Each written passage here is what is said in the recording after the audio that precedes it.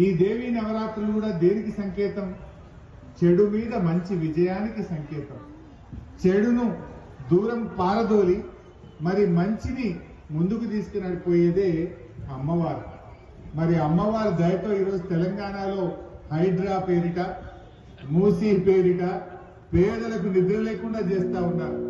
ఆ అమ్మవారు ఆ రేవంత్ రెడ్డి కలలోకి వెళ్లి ఇప్పటికైనా ఈ పిచ్చి పనులు మానుకునే విధంగా ఆయనకు చెప్పాలని అమ్మవారిని పేదల ఉసురు పోసుకోవచ్చు.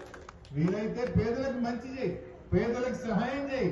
కానీ హైడ్రా వచ్చిందంటే శనివారం ఆదివారం పాపం ఎవరు నిద్రపోతలేరు, గుండెపోటుతో చనిపోయే పరిస్థితి వస్తుంది. నేను అమ్మవారిని వేడుకుంటా ఉన్నా, అమ్మ ఆయన కొంచెం సద్బుద్ధిని ప్రసాదించి మంచిగా మాట్లాడే పద్ధతిని ప్రసాదించమని ఆ అమ్మవారిని నేను వేడుకుంటా ఉన్నా. ఏదైనా జీవితంలో కొంతమందికి అవకాశాలు వస్తాయి, కానీ మంచి చెయ్యాలి.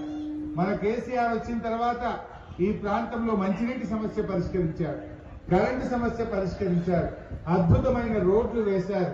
హైదరాబాద్ అంటే దేశానికి ఒక రోల్ మోడల్ గా హైదరాబాద్ ను కేసీఆర్ గారు తయారు చేశారు.